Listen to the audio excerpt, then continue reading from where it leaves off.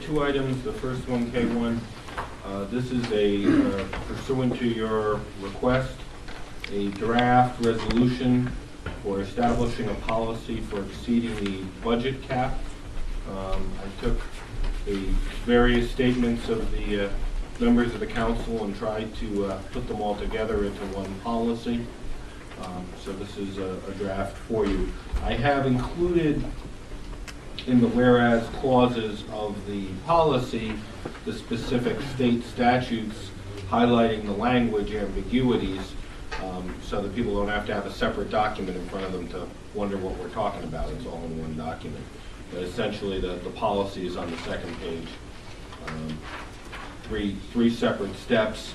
The town administrator would be the one in consultation with the chairman of the budget committee and the treasurer to act for the city of town with regard to forecasting, anticipating, or experiencing the conditions exceeding the cap. And I don't think that's anything really different from what's going on at the moment. The town administrator was going with the treasurer for the first meeting anyway with the state as far as their briefing on the cap, and he's been involved before.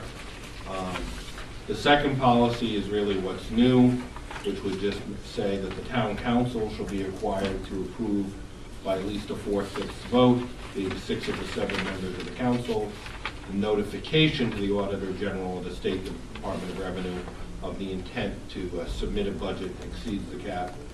And the third one is just a savings clause, notwithstanding anything the contrary. The financial town meeting still has the ultimate authority. I take it, Mr. Pipes, at this point, we're just raising this for discussion and comments. Well, There's no, not a motion being made at this point, at least based on what was said at the last meeting. It's presented to you for what you can do. It's advertised here as a draft resolution. If you want to adopt it tonight, you can. If you want to amend it tonight, if you want to table it tonight, but it can be adopted tonight if you want to, or whatever.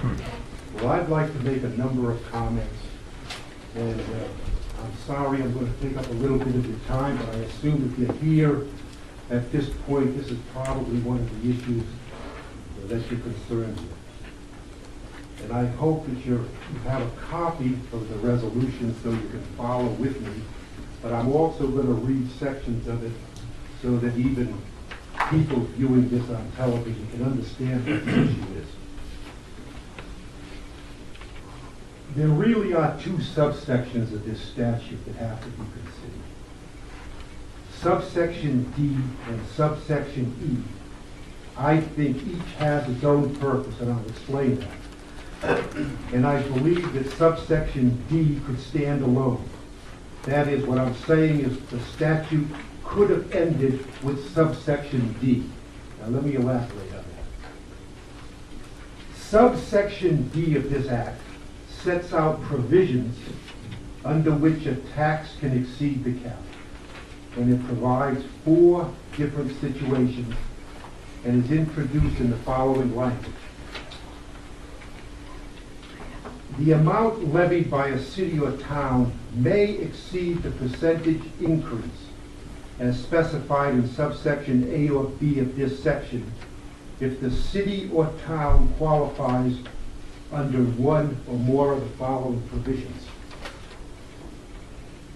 Under the Act, no increase over the cap is allowed unless the city or town qualifies under one or more of those provisions, 4 provisions altogether. I don't believe that there is any doubt that Tiverton has to follow subsection D. It's a statute.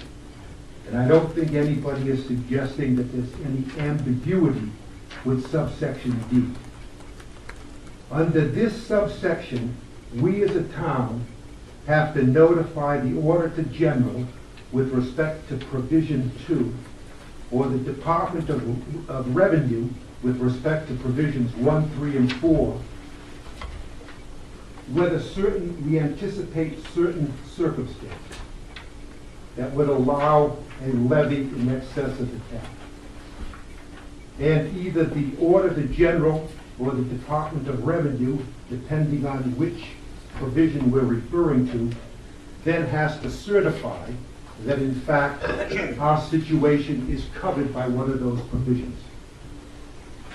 Under subsection D, the town cannot exceed the cap unless we, one, fall within one or more of the provisions, one of the four provisions, and it is also certified that one or more of the provisions applies.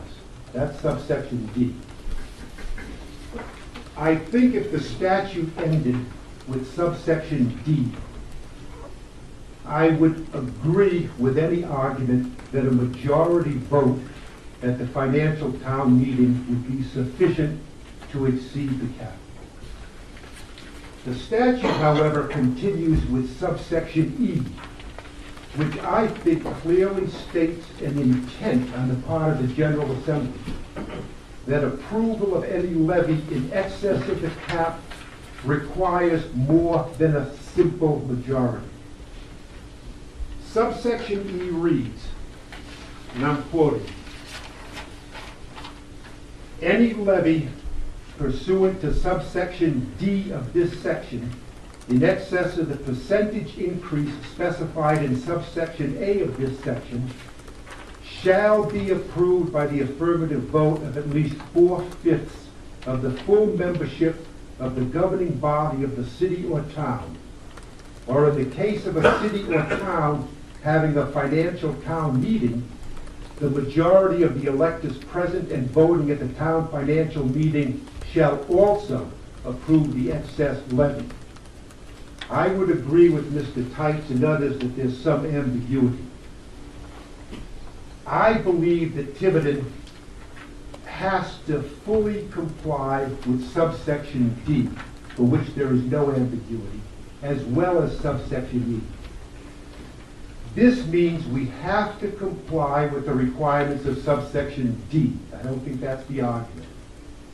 And then, in my view, we need 4/5 vote by the town council before any proposed levy goes to the financial town meeting. The financial town meeting would then, and only then, require a simple majority vote. Subsection D and E do not allow, and this is the scenario that I'm concerned with, subsections D and E do not allow a taxpayer to raise the issue of exceeding the cap for the very first time at the financial town meeting. If it did, there would be no reason to comply with subsection D. Any motion to exceed the cap at the financial town meeting that has not been certified as required under subsection D would, in my opinion, be out of order, as would any levy that has not been approved by 4/5 vote of the town council. Likewise, if the Auditor General or Department of Revenue refuses to certify that a provision of subsection D applies, it would also be inappropriate to submit any excess levy for consideration by the financial town meeting. In short, I believe that as a town, we do not have authority at the financial town meeting to approve a levy by a simple majority vote in excess of the cap that ignores either the provisions of subsection D or the provisions of subsection E. If the taxpayer is allowed to raise the issue of exceeding the cap for the very first time at the financial town meeting, it means, in effect, there is no tax cap for the town of Tiverton. We would simply require a simple majority, but that's all we ever require is a simple majority at the financial town meeting. We would essentially be ignoring this statute completely.